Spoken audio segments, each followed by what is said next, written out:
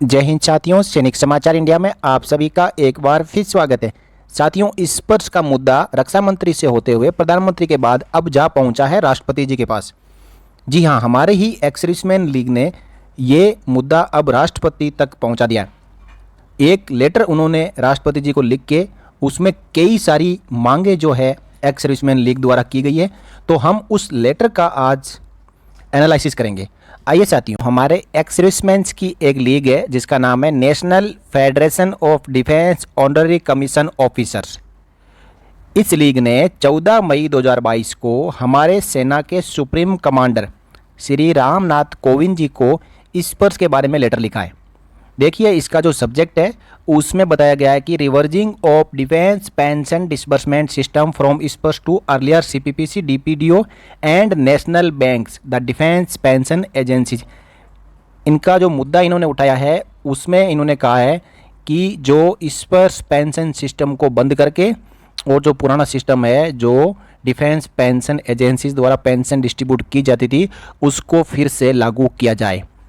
वर्दी सर इन्होंने आगे बताया है इस पर्स के बारे में जो भी इन्होंने लागू किया है, जो 59,000 पेंशनर की अप्रैल की और मई की पेंशन रुकने वाली थी उसके बारे में इन्होंने यहाँ पे जिक्र किया है। और आगे इन्होंने ये भी बताया है कि जब देश में कोई चीज़ की घोषणा की जाती है तो पहले उसकी डिक्लेरेशन की जाती है कि इस प्रकार की स्कीम इस संगठन या संघ के लिए या कम्युनिटी के लिए लागू की जा रही है, लेकिन इस पर एक छुपा हुआ मुद्दा और पिछले दरवाजे से इसको लागू कर दिया गया। अब इसमें आ रही कमियों को हमारे जो NFDHCO यानी national federation of defence honorary commission officers की जो लीग है उन्होंने राष्ट्रपति जी के सामने उठाया। देखिए इन्होंने क्या क्या कमियां बताई है।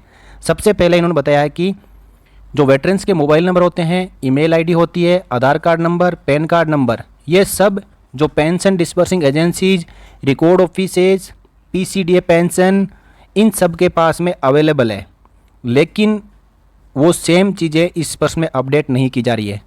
उसके बाद इन्होंने बताया कि basic pay level, last pay drawn, MSP pension are not found correctly mention in the EPPO sent by Sparsh. Pensioners की पुराने PPO और EPPO में डिटेल सही होते हुए भी स्पर्स में माइग्रेशन के बाद ये सारी चीज़ें गलत पाई जा रही है। आगे इन्होंने बताया है कि जो फैमिली डिटेल है जिसमें पेरेंट्स, स्पोस, सन, डॉटर, इनके नाम और डेट ऑफ बर्थ, इसी के साथ नॉमिनी के जो नाम है वो फैमिली डिटेल में करेक्टली फील्ड नहीं पाए जाते हैं या फिर बिल्कुल ही एंट्री नहीं की जाती है। उसके बाद इन्होंने बताया कि submission of annual life certificate is very tedious beyond comprehension. इससे पहले बैंकों में एक सिंपल तरीके से सभी अपना लाइफ सर्टिफिकेट जमा कर देते थे, लेकिन इस पर्स में इसको बहुत ही क्रिटिकल बना दिया गया है।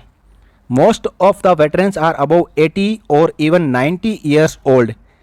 जो कॉमन बात इन्होंने बताई है कि ज़्यादातर पेंशनर है वो वेटरन्स सीनियर सिटीजन है और उनको इंफॉर्मेशन टेक्नोलॉजी के बारे में बिल्कुल ही ज्ञान नहीं है और वो ना सोशल मीडिया का और ना IT से रिलेटेड इक्विपमेंट का यूज कर पाते हैं। आगे इन्होंने बताया कि जो वेटरन्स की जो telephonic queries are not attended to.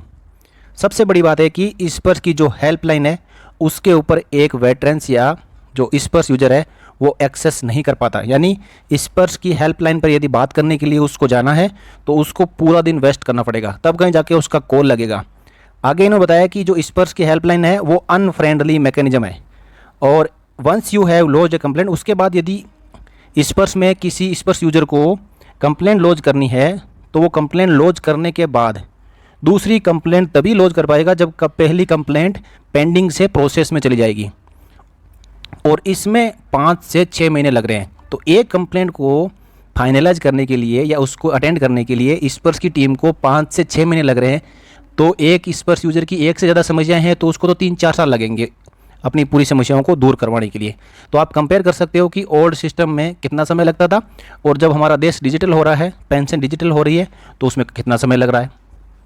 उसके बाद है कि veterans keep on running from one palace to other in order to get the office created anomalies rectified. अब जो अंगूर खट्टे हैं, लोमड़ी को बताया गया था या लोमड़ी ने कहा जब उसको अंगूर नहीं मिले तो उसने बोला अंगूर खट्टे हैं।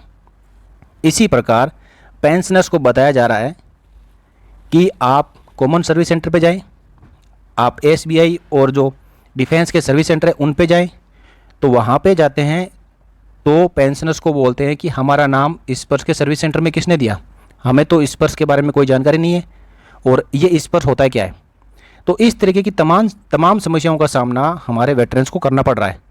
और यहाँ तक तो ये भी देखने में आया है, हाल ही में एक डिफेंस पेंशनर ने मुझे कमेंट किया था कि वो कॉमन सर्विस सेंटर पे गया और उसका जो डिजिटल लाइफ सर्टिफिकेट जमा करने की एवज में कॉमन सर्विस सेंटर के एग्जीक्यूटिव ने 500 रुपये लिए। साथियों 25 से 30 रुपये मात्र उसकी फीस है और वो भी गवर्नमेंट ने इसके ऊपर ऑर्डर निकाल दिया है कि government directly common service centre को पे करेगी।